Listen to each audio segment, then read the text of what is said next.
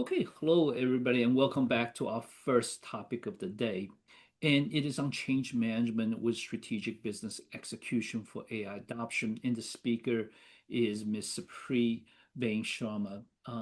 She has a fabulous background in not just project management, but also in change management. She has held many different roles from being executive project management professional, PMO, as well as being a change specialist with an HR background. So very fabulous, and I would say well balanced body of knowledge and experience. So without further ado, here's Supreet.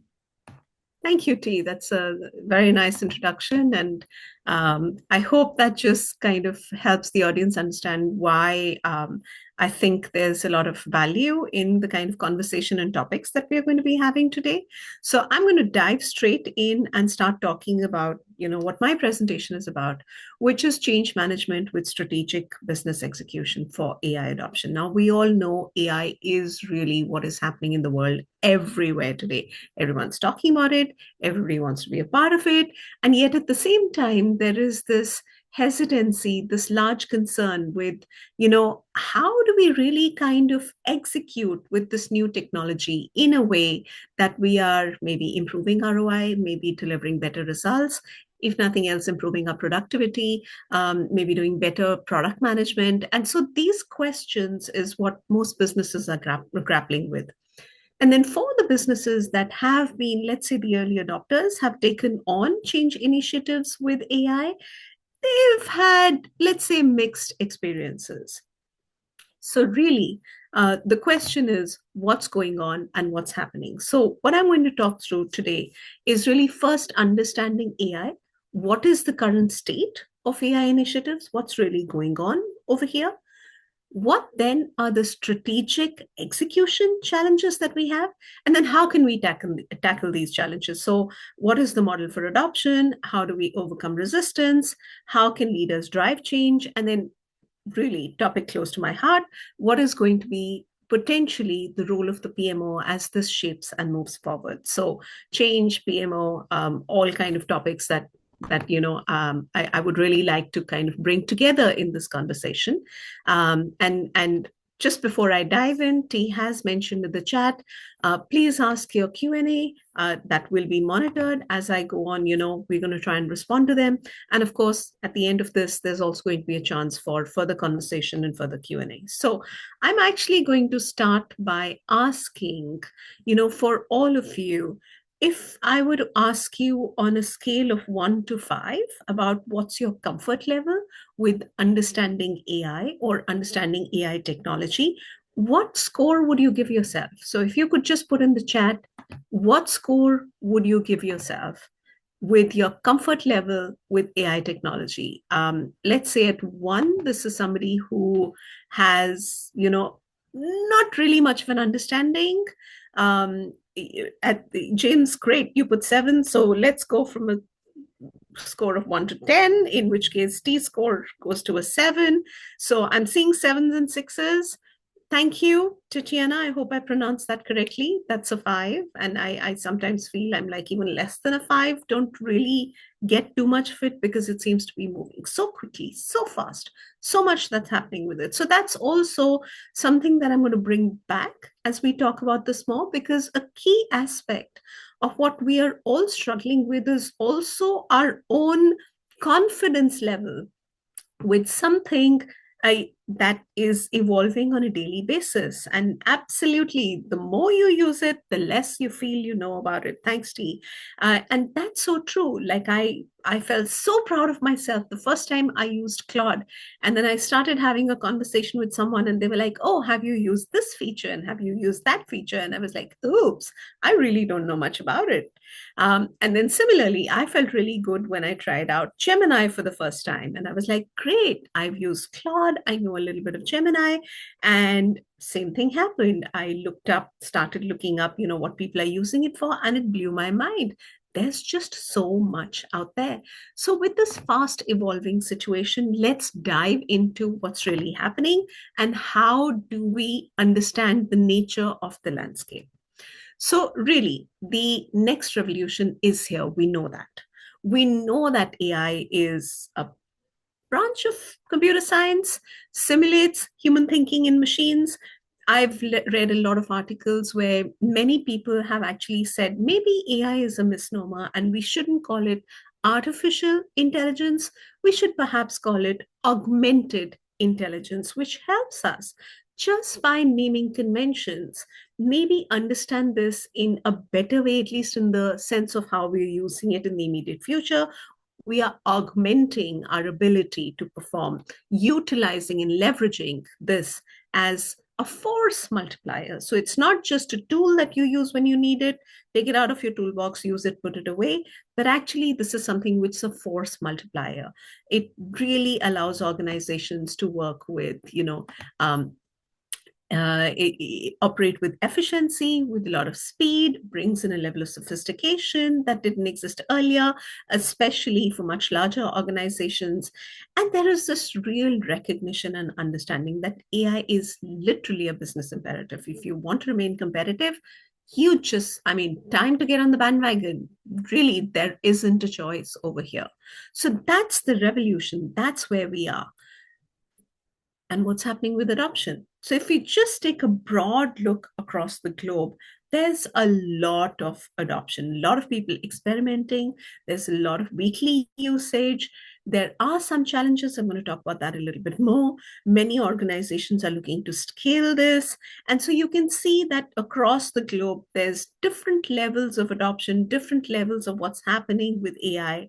And then one thing that does stand out is that this is expensive. There's a $6.5 million annual spend, probably growing. And then, of course, there is a data quality challenge. Let's also look at, so from the global level, now let's look at kind of industries. Where are people using it? What's the reach? What's been going on? So this is really from Anthropic. I think a couple of weeks ago, they released a report about, let's say what's happening with AI kind of across different industries. And I find this a very useful map because it says very clearly, this is showing to us, first of all, the industries where AI can easily be leveraged: management, business and finance, computer and math, architecture, engineering, life sciences, social services, legal, education, arts and media, and then on the other side, office and admin. So clearly office and admin, productivity, efficiency, all of these, and then probably huge shifts. So if we consider life sciences, think of, speed to drug development as compared to today. So huge ability. So the theoretical coverage that AI can achieve is huge. But what is observed? How much coverage is actually there? How much penetration is actually there? And if you look at then the red, you're saying the possibilities are huge, but what's actually happened is so much lesser by comparison. And so that really is the state of affairs as they are. So as we consider what are the execution challenges, why is this happening? Why is it that, you're seeing, going back to this, these are the possibilities, but in reality, this is where we are. And the funny thing is, everybody is talking about it. Everybody is getting on it. Everybody is doing it. And yet, there is this seemingly stalling situation which is happening in some instances. So why is this going on? Why are AI initiatives failing? Because that is really the core challenge. And so there's a report by MIT NANDA, which is an acronym for, the kind of research MIT does, that is actually saying up to 85% initiatives have really not been doing well. And they've described some of the issues as to why this is happening. McKinsey, and that's the statistic I have here, says 70% of transformation initiatives are not meeting their original objectives. And they say the number one reason is people and process, it's not technology. But before I get to the people and the change management aspect, let's understand a little bit about actually what are the challenges. So firstly, enterprise data is siloed. There are privacy, there are trust issues. Now we know AI really works and leverages data. But if your data is sitting in disparate locations, if it's something that's completely siloed, if it's not in a way that has been massaged and understood by everyone, and I'm sure there's far more technical terminology here than what I'm using, then the data quality is very poor. And if data quality is very poor, we know what happens: garbage in, garbage out. So 75%, 73% enterprises are saying it's poor data quality, which is their number one challenge. The second challenge is legacy tech. Now, we do have old technology, and we know there are stories apparently of people who are using old systems, mainframes, systems of record, where they've been using them for 20 plus years. But if something goes wrong, they're going to call the guy who retired 2 years ago, is living his life in Florida, to come and describe and fix what the problem is, because there isn't enough documentation, there isn't enough current maintenance of that system. It could also be those systems are, going out of support. But how do you integrate those older systems with new, fast, efficient, speedy AI systems is a big challenge. And that is difficult not just to integrate, but also to scale. The third challenge is something that's really common. Governance does lag behind. Only 43% of organizations have an AI governance policy. And that's really important. There are so many conversations today about ethics, about usage, about, setting up some guardrails. And we've heard, in fact, Dario Amidio, who is, heads Anthropic, he himself has been stringent in saying that governance is required. There is, in many sectors, policy that is required. I was part of a conference just a few days ago, and I heard someone who is a very strong educator say how they feel hampered by the fact that there is a policy vacuum, even in education, for AI. And then, of course, infrastructure is a constraint because organizations may be ready. Compute is behind. And so, if anybody's been kind of following the conversation about what's been happening with AI, I don't know if you know Jensen Huang. He is the CEO of NVIDIA, and he's kind of described the different layers of AI. And one layer is really just chips and computing power, right? Which is the space he's in, and this is something which is, something that there is so much greater demand for than currently supply is.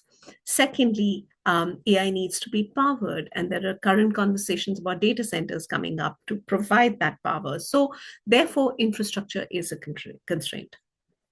Now, for all of you, look at these constraints. And the question I have for you is, can any of this be achieved, or can any of these constraints be overcome if the people are not on board? If they don't understand and buy into and endorse and feel involved with the need to drive this change to better outcomes? What do you think? Do you think this can be a mandate and people would follow the mandate? Just a yes or a no in the chat. What do you think about it? Anybody have any thoughts?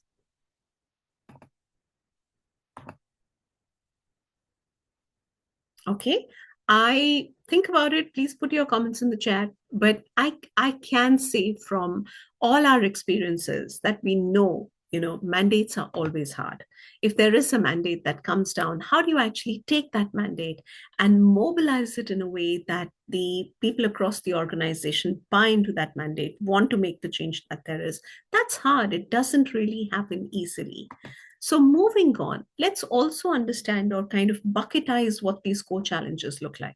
So, of course, there's the process information technology challenge. There's inflexible processes. There are specific organizational structures.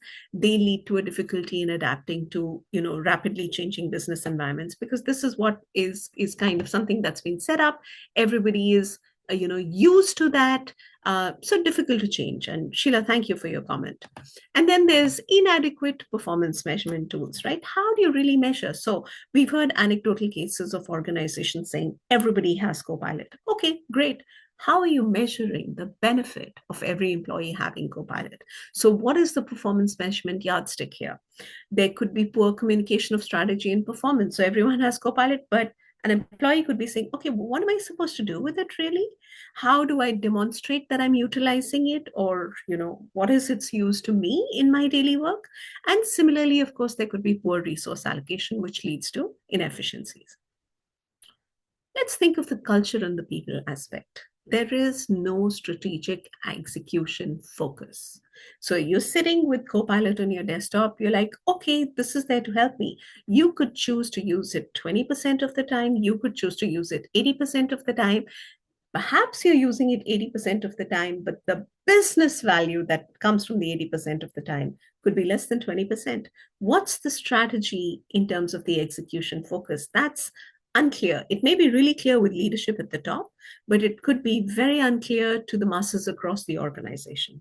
And then, of course, there are really poor change management practices in place, which lead to execution failure.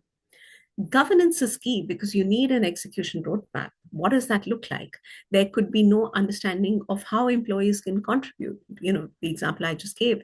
And of course, you could have unclear management policies around this. So, if these are the systematic execution challenges, and these are all business execution challenges we face, these are not unique to AI, let's face it. Any new, especially innovative initiative that is planned to be rolled out can have and often does have these kind of challenges. So in this backdrop, when you add in AI, and we just did, a read of the room, and we said that even people who are very, very capable are not saying, oh, I'm like 90%, I know everything I need to know about AI. We all feel there's a lot to learn. It's constantly evolving. So that really also kind of combines the challenge that there is. Let's talk of the human factor and what's happening with the human factor. Executives are grappling with the ROI, right? Because now 55% of leaders are unsure, will the AI investment pay off? Okay, everybody has Copilot on their desk, but what is it going to really lead to? And two-thirds are also saying we don't really have clear visibility of our AI stack. So if this is your technology stack in your organization, what does the AI stack look like? There's also a talent bottleneck because lack of skills is a barrier. And why is that? You don't just need machine learning engineers. You need, like with any technology, business people or people who can form the link between the technology to the business, to the person or the employee, so that it is well understood and can permeate across the organization. And of course, there's a need to pivot your thinking away from process to being more outcomes oriented. So there is a talent bottleneck that everybody's facing. And the big one is culture. We know culture eats strategy for breakfast. Well, it can also eat AI for breakfast because 43% of companies are actually saying there's lack of leadership vision. Maybe there is vision. Maybe it's companies who are not buying into that vision because what's happening? Quiet resistance, performative adoption. I'll just do this because you want me to do it, not because I really believe this needs to be done. And if that culture is not changed to adopt AI in the organization, culture is definitely going to be eating AI for breakfast, lunch, and dinner. That is the core challenge. The human factor in all this is the core challenge. So, how then do we tackle the challenge?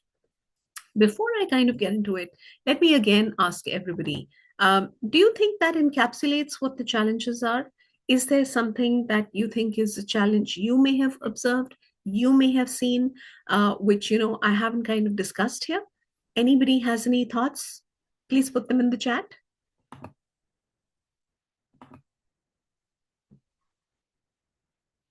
What are your experiences with AI? Okay. As you put your thoughts in the chat, I'm going to move on. So, what can we do to tackle what these challenges are? So, one thing that we need to look at is yes, and T absolutely says there is a practical side of how to best use AI. And are there differences with different LMSs? That's a really, really great point, T, because this comes down to knowledge, right? Because even the knowledge is evolving every day. So everybody can say, yes, we're using AI, but then what's the difference? Which is the thing that we should use? How well should we be using it? Is Claude the best thing to use for this particular kind of task or activity, or should I be using Gemini? And I really like, Sheila, what you're saying, because there's a lot of concerns about reliance on AI. Because as we're talking about AI being the next big thing, we're also realizing that there is concerns about hallucination. There's concern about bias being in there. So if those things exist, then how do you really utilize AI effectively in the organization? And then we have somebody else saying trust issues are leading to quiet resistance. And that's the biggest challenge you're seeing. Absolutely. There isn't that much trust. It's new, it's evolving, it's literally shifting every day. It gives you a different response every time you ask it a question. How do you trust it? And if you don't trust it, it doesn't matter what your organization wants. You're going to be wary of using something like that. So, kind of, how do you overcome all of this? How do you actually get to the space of the promised land of AI, of better productivity, efficiency, a complete radical shift in the way work happens, very, very outcomes driven? So, that's the gap we're dealing with. So, how do we tackle that? We'll start first by talking about a model for adoption. We'll talk about how we can overcome resistance, how leaders can drive change, and then kind of what's the role the PMO can play. So I'll start with a model for adoption. Now, how many, yeah, and we have Prashant also who's saying that this problem of plenty with multiple fast evolving options. Absolutely, right? I mean, we can sit and probably have an argument among friends and colleagues about I'm doing task A and I'm always going to be using ChatGPT because I think this is what it's going to give me as a great result. And somebody else could be going, nope, I'm never going to use ChatGPT for this because there's a lot of options and then they're changing every day. Today, what one can do, next model is going to do something better, something differently. And so there's just this shifting sands with even utilizing these tools.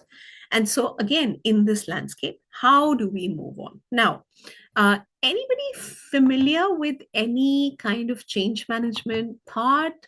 Any ideas of usually are there any models for change that you may know of, have heard of? Any ways that you've used change management? Anybody has any thoughts on that?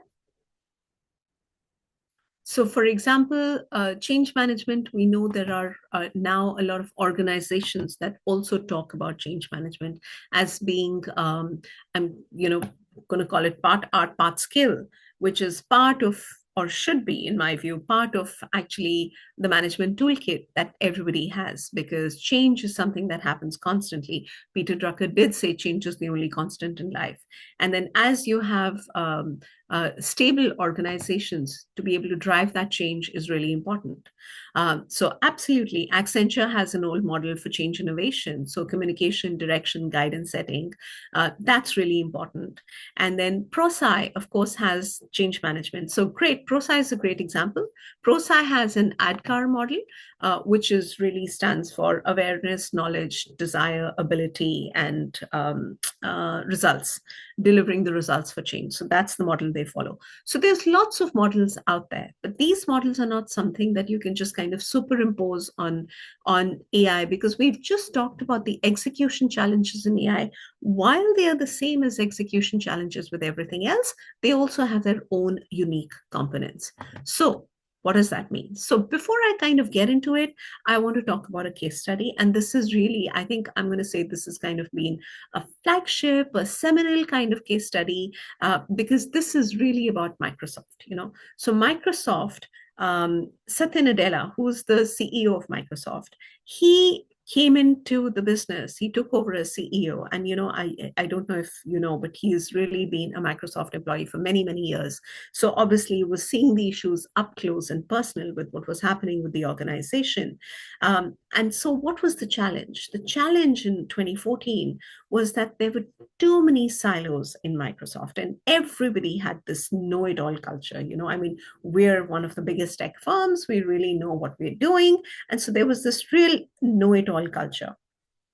Initial tones, of course, were resistance because, as we would probably all feel the same, is there's a job threat or I'm under surveillance. Everything I'm doing is being watched. And of course, there was a hoarding of knowledge rather than sharing out of AI capabilities. And so, under this landscape, it was a difficult situation for the leader to try and kind of, bring about any change. So the company was already in decline. It was losing to Google in search, it was losing to Apple in mobile, Salesforce and cloud CRM. So the diagnosis was a know it all culture. So, what did Satya Nadella do? What was his kind of insight and approach? He realized that deploying AI tools in a defensive culture is really not going to work, because what's key is that the culture has to change first. So he commissioned what we call a growth mindset. I think that was originated with somebody called Carol Dweck on her research. And he kind of made it the centerpiece of Microsoft's transformation. He didn't talk about AI strategy. He just talked about transformation with a growth mindset. So, what was that growth mindset? There was curiosity. So, no need to get defensive. Let's be curious about this. It's okay if you don't know. Let's learn together. And what did they do as part of that learning? They said, we're going to roll out AI literacy training across the entire organization. And then they started an AI champions program with 300,000 plus employees trained by 2024. But from 2014 to 2024, what got them there was really the growth mindset, was the tackling the defensiveness or the know-it-all mindset that I don't want to be caught out because I don't know, and moving from there to a mindset that said, let's all learn together. We'll figure this out together. Let's see. If you don't know, it's fine. We'll learn together. We'll understand what it is. And the outcome is 29% productivity increase by early Copilot adopters. And this just shift in the culture really made a big difference. So, what were kind of some of the levers that change management levers that Microsoft used? First, they did top-down modeling. So, what Satya Nadella did is he visibly used and discussed AI tools in interviews, in calls, and wherever he went. So, everybody saw that he was part of it. He was learning with them, he was using with them. Then he created psychological safety. Employees were told, don't worry if you're not using AI yet, experiment. We want to see you with it. We don't want you seeing, we don't necessarily need to see you giving us an outcome or a result just yet. So it's don't pretend you know, because you don't need to pretend you know. Just use it, work with it. He also started incentivizing with the AI Champions program, right? Linked it to career advancement. So then everybody suddenly wanted to become an AI champion because that was the cool place to be. And then, of course, there was scale and accountability by mandating the training and making sure that everybody was going to be trained up. And that's what shifted the needle. And then once he was able to get the culture moving to a growth mindset, of course, we know the rest has followed suit. So if we take this case study and now use it with Philip Kotler's 8-step model and see how we can adopt it for transformation and change. This was originally a model that was designed for large-scale organization change. It perfectly maps to AI adoption because AI, looking at the case study I just discussed, is actually about a culture adoption. So how did that culture adoption happen? So let's talk about the first phase, which is the first 4 steps, right? So 2 phases, 4 steps in the first phase, 4 steps in the second phase. So the first phase, create urgency, right? What does that mean? We can say, we have to get onto this. This is something that everybody is doing. Our competition is going to leave us behind. What is the gap versus competitors? Then you want to build a coalition like the AI champions, AI, program champions that Satya Nadella used. Build this coalition of believers in each area. But how do you build them? You don't just appoint them. You give them air cover so that they know they are secure when they experiment. You provide them with the budget and the funds that they need. And you give them the visibility to say, look at this guy, he's experimenting. What are you doing? Right? You also want to form a vision. And what is that vision? You want to be specific, not just, oh, we're going to use AI to be more efficient, but you want to really say by the end of this period, every employee in the company is going to be using AI tools to deliver, let's say, 20% efficiency in productivity, right? And figure out how you're measuring that. Or we're going to be using AI tools to ensure that we have better reporting systems. This is what they look like. This is when we'll get there. So create specific visions for employees that they understand and know what they're working towards. What are the goals that they're achieving using this new tool? And of course, communicate. I mean, project management teaches you everything is communication, but that's true of all business, right? You have to continuously cascade the vision, continuously talk about it. Apparently, there's an anecdotal statistic that says that change communication, actually, you have to repeat it 7 times before it lands. And so that means you have to leverage all kinds of tools and channels, from Slack to town hall meetings to CEO face to face conversations. Just mobilize everybody. And that is phase one. And then so that's the mobilization. You kind of get this, let's say for a legacy large scale organization, you get this behemoth moving.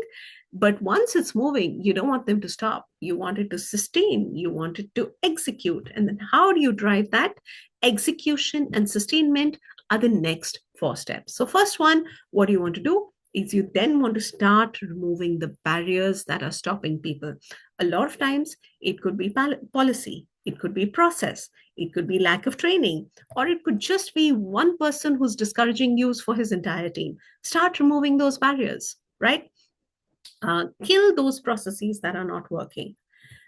Really important is picking up some quick wins. What can you do in 90 days? What's a use case that shows success? Because having one quick win, which is loudly celebrated, which is talked about, really can build momentum. But the one thing it really does is it builds proof, and it builds social proof. We can do this. So building that quick win, showing ROI in 90-day sprints can be really, really impactful.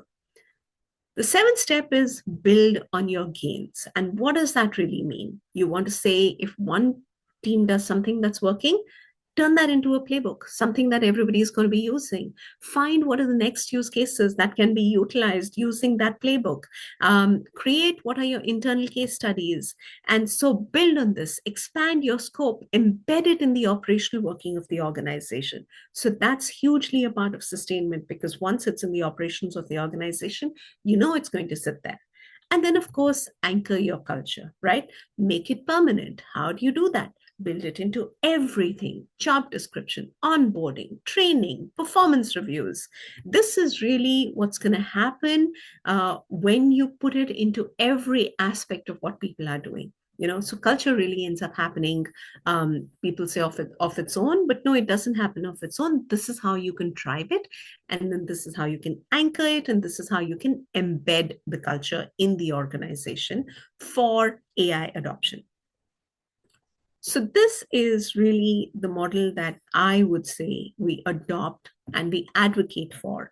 And the great thing about models is that they're not meant to be something that we just say, okay, this is it, flat, no changes, we're going to go with this, nothing.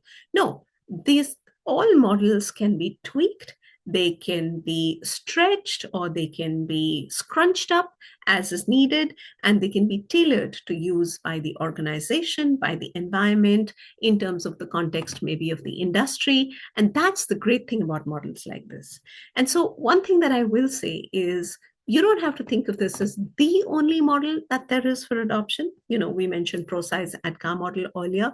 You can take something as simple as Kurt Levin introduced, just a 3-step, unfreeze, bring about the change, refreeze kind of situation. But there are common threads and common themes that you will always see. It's about building coalitions. It's about forming visions. It's about creating urgency. It's about communicating. So what I will really say to all of you is, whether you choose to adopt this model in totality or in parts, the first 4, the mobilize, are key to bringing about a culture that says we can work with AI adoption. Anybody in the audience used any of these and found them to be useful? Has there been any instances that you feel these have worked for you? Or were any of these something that you felt, oh, this is something I should have thought of, because, I can kind of have seen it happening around me. Anyone have any thoughts to share? Please do add them in your comments. I would love to hear from you. I'm in the meantime going to move on to talk about how do we manage resistance. So remember, I said that we're going to talk about four things. So one, what is the model? And then second is resistance. Now, resistance is something that has been mentioned in the chat, and I'm going to scroll back and talk about, the person who said it actually put it very well. Let me just see if I can find it. Um, yeah, they said trust issues leading to quiet resistance is the biggest challenge that I'm seeing, right? So there's quiet resistance. People say yes, but really it's performative. So where is that resistance coming from? Let's understand it, and then let's talk about how we can overcome this resistance. So the first element of resistance is that it is always, always fear-based. And what is that? The big fear is this is a threat to my job. My job is going to go away. So let me hold on to what I know and let me really do a good job with what I know, because this is going to go away. This is very emotional, and we have to address it both directly and indirectly, right? We can't dismiss it just by saying, oh, AI will create more jobs than it destroys, because it's not something that's going to work for an individual. It's like good to know on an industry level, but it's important to be specific, right? To say that as of today, this is the understanding of how your role or my role or our role will change using AI. And in order to grow with that, the commitment that we're going to make together is that we're going to bring about that change ourselves. So we are equipped to do the same job, not just the way it exists today, but also the way it's going to exist tomorrow. And so, what IBM did, for example, is they have this model called Watson, which I'm sure many people have heard of. And it started automating their back office tasks. And of course, there was, everybody had this fear about my job will disappear, right? What did IBM do? They launched what they call Skills Build, and they retrained 300,000 employees. They included information and training on cloud, on AI, and upskilled everybody on cybersecurity skills. So, what was the message? We're investing in your future. And then what happens? This changes the relationship from this is a threat, my job will disappear, to this is an opportunity for me to grow and build my currency and relevancy in the world that's coming. Another reason why fear happens or resistance happens is compliance. If I'm forced to use it, I'm going to use it, right? What does that really mean? It's on the face of it looks like adoption, but it's not really adoption. Compliant users will do the absolute minimum. They will not explore, they will not be curious, they will not generate any kind of organizational learning that people can use. And so, how do you get genuine engagement rather than checkbox behavior? So, here, what did Salesforce do? They actually took their technology, their AI model Agent Force, embedded it into their workflow, put it a part of their sales functioning. Nobody had a choice. They just had to use it, right? Once it's in the CRM, sales reps could not avoid it. Once you can't avoid it, you have no choice but to get on board with it. It's literally like, when you start getting this warning that you need to save your work, otherwise your laptop's going to shut down and do a reboot, you have no choice but to save your work. So this is how you overcome compliance. So it's a little bit of a nudging everybody to say, you have to get on board, because it's really, there isn't a choice.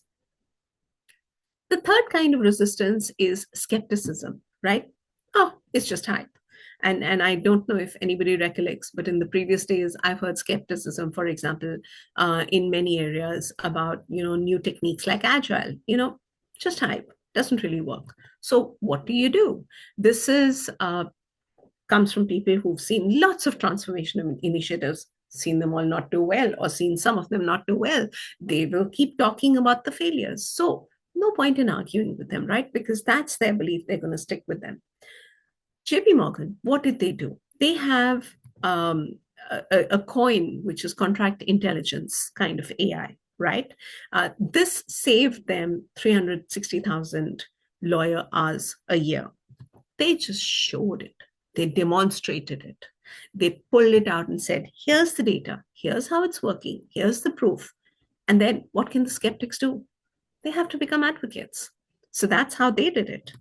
And then the fourth kind is just the inertia, right? Resistance can come from, I'm too busy. I have a ton of other things to take care on. This is really not a priority for me because, there's a fire burning here I need to put out. There's stuff happening there I need to take care of.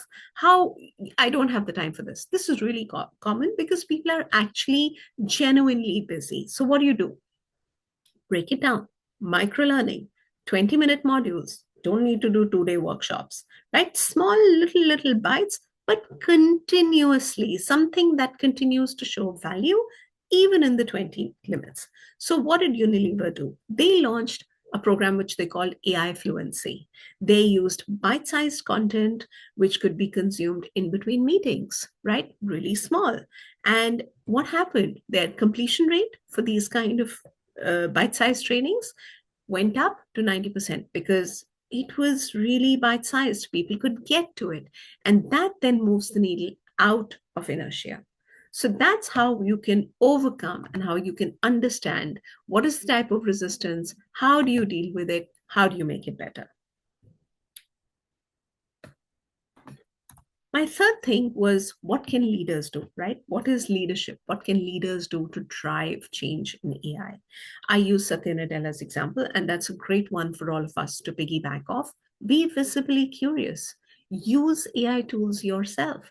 Use them publicly. We are all leaders in the roles that we play. So if we use these tools out of curiosity with the confidence of saying, I'm a learner, you will find 3 people come and probably ask you about what have you learned, exchange notes with you about what your learning has been, and say, here's a tip, this is going to work better. And that's how knowledge can compound and knowledge can actually grow in an exponential way. So be visibly curious. The second one, coming from the discussion conversation we've just been having, tie AI adoption to promotion, to bonus, not just training KPIs, not that, oh, training has been rolled out. No, what is the result you've seen? How have you leveraged it in your business? And so tie it to promotions and to bonuses. Appoint a chief AI officer or equivalent. And I'm going to talk about this a little bit more when I talk about what is the role the PMO can play. But you need somebody who owns this change in the organization, in your division, in your team. So in that executive playbook, you need a chief AI officer who's saying, you know what, I'm going to drive this car, right? This car of change, it sits with me. And we've talked about creating psychological safety. It's okay for somebody to say, I don't know, because the first goal is to be curious. The first goal is not to get to an end result. The first goal is to be curious and to learn together and communicate, right? I shared the anecdote about 7 times before it hits. Relentless communication. What can AI do? What will it replace in your organization? What will it not replace in your organization? What's the latest change with AI that's going to impact the work that we do on a regular basis? And that's going to help separate the fear from legitimate use, and both can be addressed. And here's the key thing: we all tend to push failure under the carpet, but celebrate the failure. Why? Because that's how we get to innovation. There's going to be about, probably 20 wrong things that one does before the 21st gets it right. Think of it when you're creating a product, or you decide to, I don't know, maybe take a toolbox and for the first time try and hang a painting or a picture. You're not going to get it right the first time around. But the celebration is you tried. So celebrate failures across the organization because they are all learnings. They are not going to waste. Set a 90-day first wins target. What can you achieve in a 90-day period? What is a quick win that everybody can hit so that that becomes your social capital for bringing other people along? Then, of course, you want to audit what are your existing processes before you're automating them. Because first, fix the broken things. Because here's the thing: you try and fix something broken, you think it's going to get fixed. You're just going to get more and more frustrated. Why is this not working? Right? So audit the process. Actually think about, where is something going to apply? Where is this AI model going to be used? If it's broken, either fix that or say, we're just going to throw this process out the window. We're just going to see how can we achieve the same outcome using AI, which is actually a much bigger shift and probably a much more impactful shift that you can make. And finally, of course, we know culture is really important, and blockers to culture can come in the form of large groups, worker councils, unions. Get them on board, partner with them, right? Through separating AI fear, celebrating failure, developing curiosity, promoting adoption through promotions. All of this is going to get these groups on board, and that's how you, as a leader, can drive changes for AI in your organization, in your team. And then the last thing for me is, what's the role of the PMO, right? So, what really is the role of the PMO? So, the PMO can play a key role over here. Governance is actually, we know, one of the most challenging elements of change management for AI. How do you manage the governance? Many organizations have no specific governance. It's like a free for all kind of change adoption. It's very chaotic. Somebody does it, somebody doesn't do it. Or there's over governance where nothing moves, right? Because there's just so much of concern about, is this right? So the equivalent of analysis paralysis in a different way. Neither of them are going to work. So three tiers. The first is the strategic tier. What does the PMO do? The PMO sets up the AI steering committee. This can sit within a PMO, and this is really a C-level body which sets the vision, allocates the budget, and then it's going to make the hard calls about what use cases should we approve, which should we prioritize, how do we handle ethics, how do we handle risk. So who's taking charge of this in the organization? The PMO facilitates that. It's going to include people like the CTO, the CRO, CHRO, because all the important decisions need to be systems and also people, process, technology. There is an intersection with everything that needs to be talked about, right? The second is really about creating the center of excellence. And we know from our experience with PMOs that they are great holders of centers of excellence. The COE can actually become like the engine room. They can build what the internal standards should be, internal, governance requirements, for example. They can help run pilots. They can export best practices to business units. Every team can actually look at how they want to redo or improve or reinvent the wheel of what they're doing, right?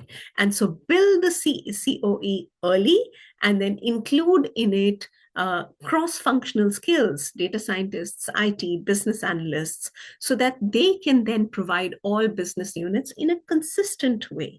So that, again, it's not chaotic adoption, but it's adoption across all business units. And then the third tier is, of course, the operational tier. This is actually, I'm going to call this literally the most underinvested tier, but probably the most important. Champions are champions. They're great, right? They will use AI in their daily work. They are last mile of adoption. So you want to really foster and build champions at the business unit level. And again, linked with the PMO, because then again, you're talking about the standardization and the consistency across all business units, where each champion doesn't feel threatened by another champion in another business unit, because you know what that does? That just compounds silos, right? So they have accountabilities. They will train their peers, they will identify use cases, they will escalate issues, and then they will work as a networked group across the organization, because they're going to be embedded in daily ops across all business units, right? So if we think about it, this is how you can use AI that can have governance. PMOs can create governance. They can have an operating model in a three-tier level, and you can build this level by level by level. So you can go top down, or you can go bottom up, depending on what the needs of your organization or maybe your division are going to be. So PMO can also, along with this, work to build the portfolios to align. So they can, think of a PMO clustering AI, R&D, training, and upskilling. These can actually be mandatory expenses, because if you want to really get your push behind this, you kind of have to keep the money rolling there. So that's important. So you put that in there. You want to drive the ROI through metrics such as adoption rate and productivity enhancement.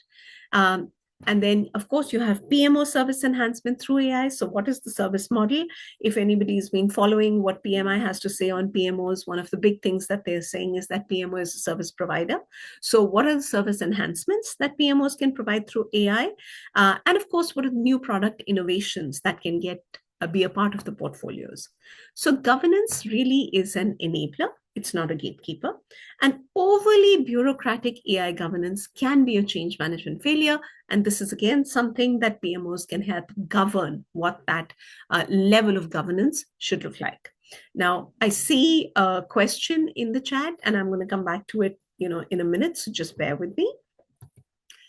So this is really how you have AI governance models, and you can have portfolios which the PMO is building to align with what the AI governance should look like. So that is the role of the PMO.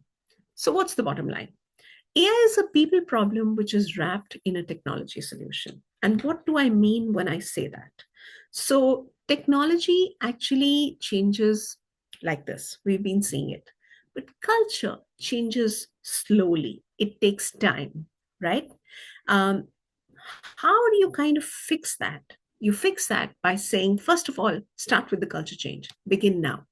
Start with the readiness that needs to be curiosity, build psychological safety, build the right learning habits, build the right governance structures so that the culture of adaptability that you start fostering is something that stays, and that adaptability is extremely relevant when we've said AI itself is shifting and evolving.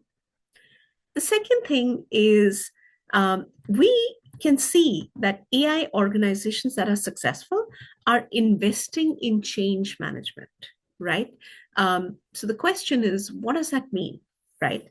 You actually need to specifically invest in change management, not just think, oh, if we describe what it should look like, every manager will follow through and the change will happen.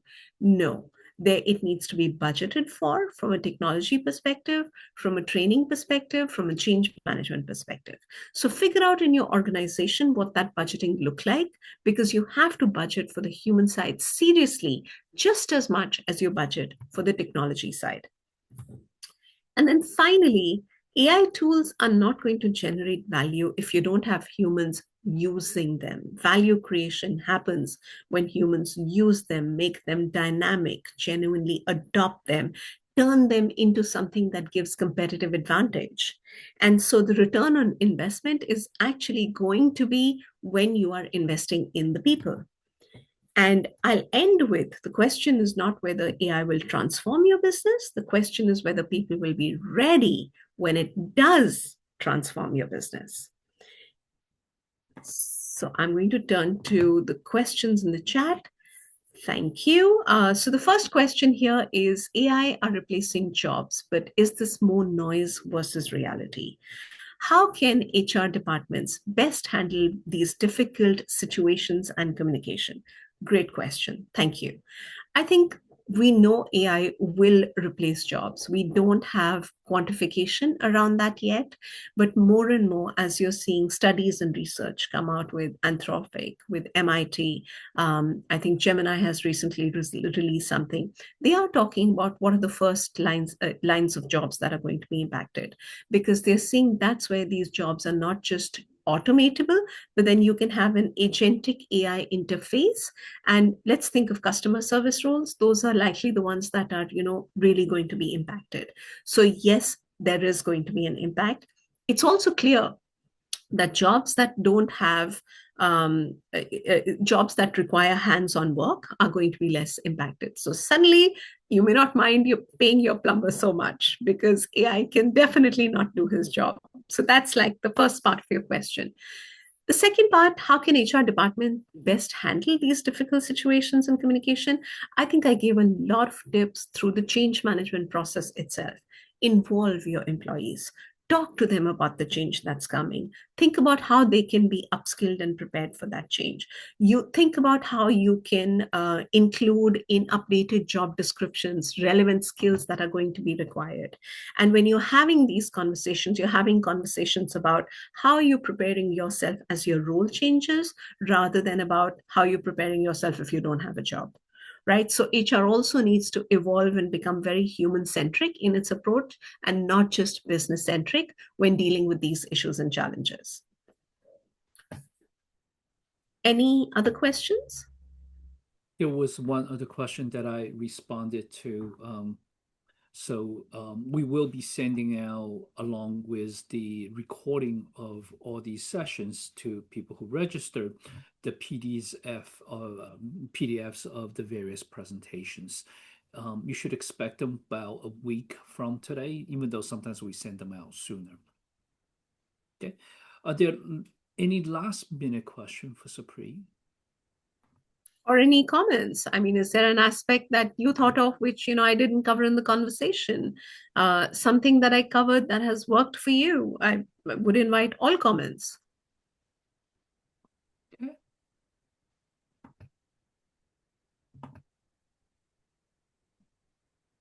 Thank you. Absolutely a pleasure. Thank you very much. I appreciate that. Well, speak for myself, I think it was a great presentation, and I like the bottom line. And it's a bit sad sometimes when you see it because AI is here to stay. And to what extent it will replace people's job, and in terms of how people get ready, that is of course still being shaped as we speak. But we see on the news on a very regular basis, if not daily basis, of some of these changes. Actually, one news that caught my attention recently was Amazon that actually had to go back to more human coding because there was a lot of miscoding apparently by AI agents. This is a part of the technology transformation, and that will happen. Um, I think for all of us, speaking as even for myself, we all have to get ourselves ready for AI, and that's why there is a lot of practical question, even which AI LMS to use. Um, I was playing with Claude Sonnet 4.0, 4.5, 4.6. I don't even know the difference between them. To be fair, I barely know the difference between Sonnet and Opus, right? So there is a lot of practical questions. But anyway, I think it is a continued conversation, and I want to thank Supreet for this very informative presentation. And later, as sort of a plug, I actually will come back a little bit to Carter in my presentation later about urgency. So thank you, Supreet. Thank you, T. I have one more question I'm going to quickly answer before I get off. So, Joanne is asking, how can we as change managers stay abreast of AI changes impacting CM? And you know what I'm going to say? I'm going to say use AI. So, take your favorite AI, put a question in there is give me a weekly update of what's happening with AI and what can impact sections of my organization, what's new with change management. The AI is great. This is what we're going to use it for. It will give you updates on a regular basis. And then the second thing I'm going to say is generate as much conversation as you can. The more you talk about it, the more you will understand nuances. So both of that is really going to be helpful. And so with that, T, thank you very much. It was a pleasure to be here. I hope this was really, useful to everybody, and I really enjoyed presenting with everybody. So thank you very much.